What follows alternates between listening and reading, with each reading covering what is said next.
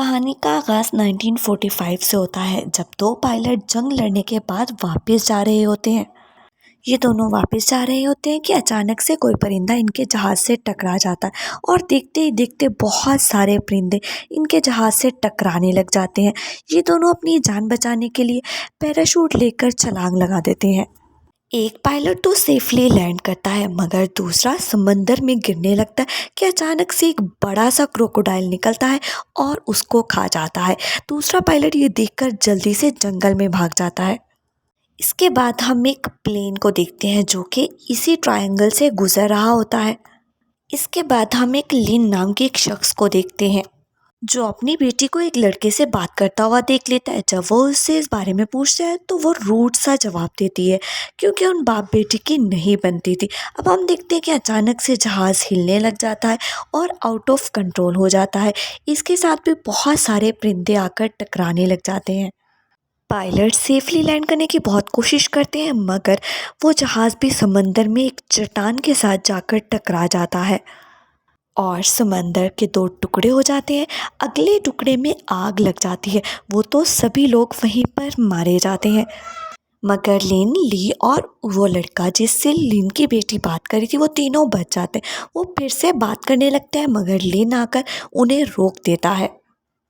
ली फिर से अपने बाबा से नाराज़ होकर वहाँ से चली जाती है और हम देखते हैं कि पायलट बहुत से लोगों के साथ रब्ता करने की कोशिश कर रहा होता, मगर नेटवर्क नहीं आ रहा होता। सभी लोग बहुत ज़्यादा परेशान होते हैं क्योंकि उनके पास पीने का पानी भी बहुत कम था। अब हम देखते हैं कि ली और यंग जंगल के अंदर जाते हैं। वहाँ पर उन्हें किसी बहुत बड़े जानवर के पैरों के निशान नज़र आते हैं, मगर कोई भी उस तरफ ध्यान नहीं देता। इसके बाद हम देखते हैं कि एक शख्स पानी में जाता है और अचानक से कोई चीज़ उसको पानी के अंदर खींच लेती है, मगर कोई भी देख नहीं पाता। इसके बाद हम एक कपल को देखते हैं जिसमें वाइफ बीमार होती है, तो उसके हस्बैंड उसके लिए पानी लेने जाते हैं। फिर ली और वो औरत आपस में बातें करते हैं। इसके बाद हम देखते हैं कि लिन जब जंगल में गया था तो उसको एक पुराना सा घर मिलता है। वहाँ पर उन्हें बहुत सारे हथियार मिलते हैं। फिर उन्हें एक बुक मिलती है और उसमें लिखा होता है कि इस जगह पर एक बहुत बड़ा क्रोकोडाइल रहता है। देखकर लिन जल्दी से अपनी बेटी की तरफ भागता है। फिर हम देखते हैं कि एक पैसेंजर एयर होस्टेस के साथ पानी की वजह से लड़ पड़ता है और लड़ते लड़ते इनमें से एक शख्स पानी के अंदर जा गिरता है और देखते ही देखते एक मगरमच्छ निकलता है और उसको खा जाता है। ये देखकर सब लोग बहुत डर जाते हैं और कुछ ही देर में वहाँ बहुत सारे मगरमच्छ आ जाते हैं। इसके बाद हम देखते हैं जब लिन वहाँ पर पहुँचता है तो सभी लोग वहाँ से गायब थे।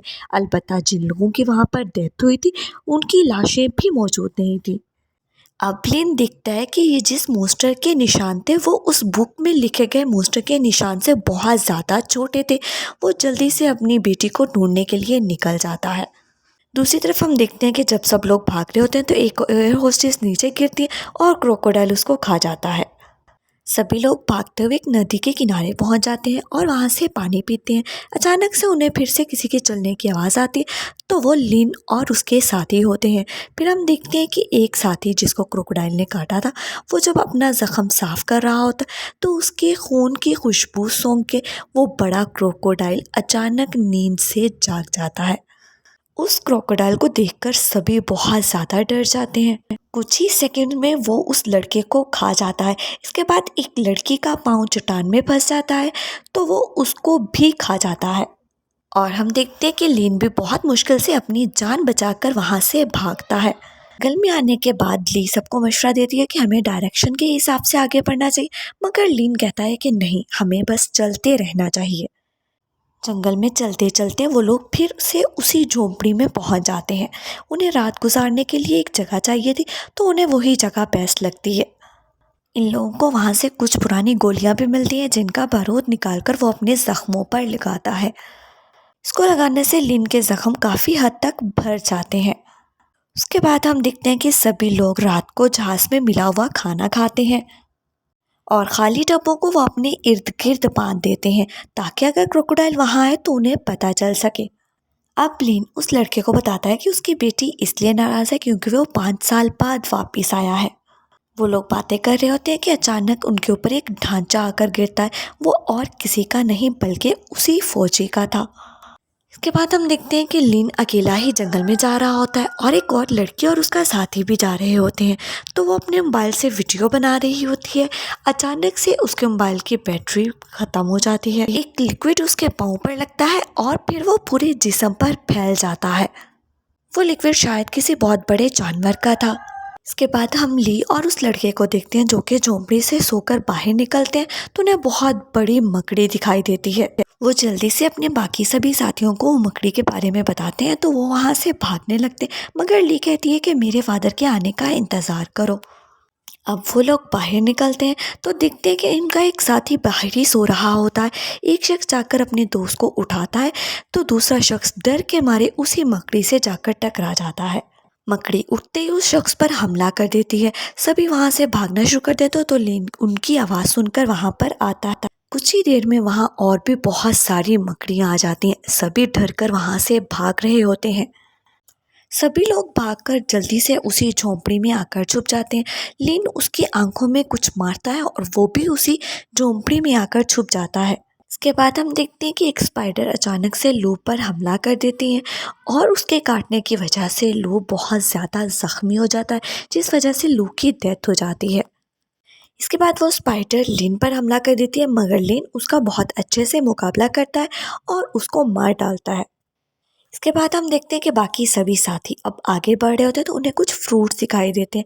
वो समझ आते हैं कि लिन ने ही ये फ्रूट्स वहाँ पर छोड़े होंगे। इसके बाद हम देखते हैं कि सभी लोग नदी क्रॉस कर रहे होते हैं।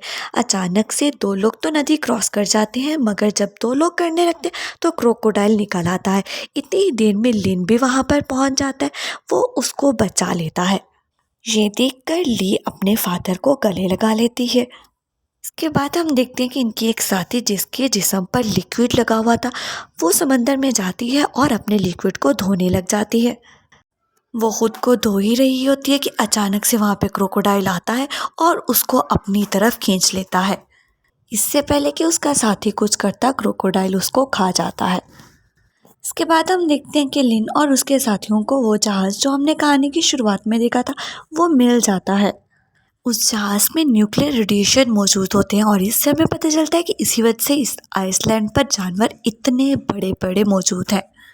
इसके बाद उन लोगों को वहाँ से एक रेडियो भी मिलता है जिसको वो ठीक करते हैं और फिर टीम को बताते हैं कि हम इस जगह पर मौजूद हैं। तो टीम उनको लेने आने के लिए तैयार हो जाती है।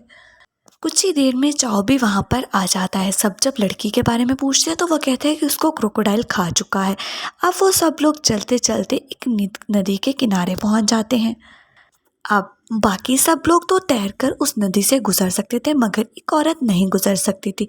तो लिन उसके लिए पत्तों का एक जाल सा बनाता है। फिर वो उस पर बैठकर नदी को पार करने लग जाती। वो भी नदी पार ही कर रहे होते हैं कि वहीं पर क्रोकोडाइल आ जाता है। इसके बाद हम देखते हैं कि जब वो खींच रहे होते हैं तो अचानक से रस्सी टूट जाती है और बाकी सब लोग जल्दी से वो उस नदी को पार कर जाते हैं, मगर कपल अभी भी उसी नदी में होता है। वो अपनी वाइफ को तो उसके पार भेज देता है, मगर खुद क्रोकोडाइल का खाना बन जाता है। अब क्रोकोडाइल उसको खाने के बाद नदी के किनारे आने लग जाता है। उसको अपनी तरफ आता देखकर लिन उस पर शूट करने लग जाता है, मगर शायद उस पर कोई असर ही नहीं होता। इसके बाद हम देखते हैं कि चाओ अचानक से नीचे गिर जाता है। जब उसकी टिल मदद करने लगती है तो क्रोकोडाइल उसके पीछे आ जाता है, मगर लिन उसको गोलियों के साथ भून देता है। लिन की एक गोली चाओ को भी जाकर लग जाती है, जिसकी वजह से वो गिर जाता है और एक थोड़ी ही देर में क्रोकोडाइल उसके पास पहुंचकर उसको खा जाता है। इसके बाद हम देखते हैं कि मगरमच्छ जब अपनी गार के अंदर जा रहा होता है तो ली का शर्ट उसके अंदर फंस जाता है। वो अपने साथ ली को भी उस गार में ले जाता है। अब लिन अपनी बेटी को बचाने के लिए उसके पीछे पीछे आता है तो वो दिखता है कि वो गार में छुपी हुई है। ली जैसे ही अपने बाबा की आवाज़ सुनती है तो वो जल्दी से अपने बाबा के पास आती है। जैसे ही वो अपने बाबा से आके गले लगती है तो क्रोकोडाइल की आँख खुल जाती है। लिन क्रोकोडाइल का ध्यान अपनी तरफ करता है और अपने साथी को कहता है कि वो जल्दी से इसको बाहर ले जाए। लिन के पास एक गनरेट था तो वो यही समझ रहा था कि वो गनरेट जैसे ही उसकी तरफ फेंकेगा तो वो मर जाएगा, मगर जब वो भाग रहा होता है अचानक से वो उसके हाथ से गिर जाता है। दूसरी तरफ हम देखते हैं कि वो शख्स ली को बाहर छोड़ के फिर से लिन की मदद करने के लिए अंदर आ जाता है। इसके बाद हम देखते हैं कि लिन भागते हुए एक ऐसी जगह पर चला जाता है जहाँ पर मगरमच्छ नहीं आ सकता था और वो उस पर गोलियां बरसाने लग जाता है। जब वो शख्स लिन की मदद करने आता है तो वो कहता है कि जल्दी से वो ग्रेनेड ढूंढो। वो बाहर जाकर देखते हैं तो उसे ग्रेनेड मिल जाता है, मगर वो जानता था अगर वो यहीं पर फेंकेगा तो लिन की भी साथ में ही डेथ हो जाएगी। वो ऐसा नहीं करता और क्रोकोडाइल का ध्यान अपनी तरफ करता है और यहाँ से थोड़ा दूर जाकर उस ग्रेनेड को क्रोकोडाइल के ऊपर फेंक देता है। इसके साथ ही उन्हें लगता है कि शायद क्रोकोडाइल का काम तमाम हो गया। वो बहुत ज़्यादा खुश होते हैं और वहाँ से जाने ही वाले होते हैं कि क्रोकोडाइल फिर से जाग उठता है और वो फिर से इन पर हमला कर देता है, मगर अब की बार लिन के पास उस स्पाइडर की एक टांग मौजूद थी जिसकी मदद से वो क्रोकोडाइल का पेट ही काट डालता है। फिर वो दोनों जल्दी से बाहर आते हैं। ली अपने बाबा से मिलकर बहुत ज़्यादा खुश होती है और वो लोग उसी साइड पर चले जाते हैं जहाँ पर सुबह होते ही एक टीम उनको लेने के लिए आती है और वहाँ से लेकर चली जाती है। इसके साथ ही ये कहानी यहाँ पर ख़त्म होती है। अगर वीडियो पसंद आए तो वीडियो को लाइक और चैनल को सब्सक्राइब करें।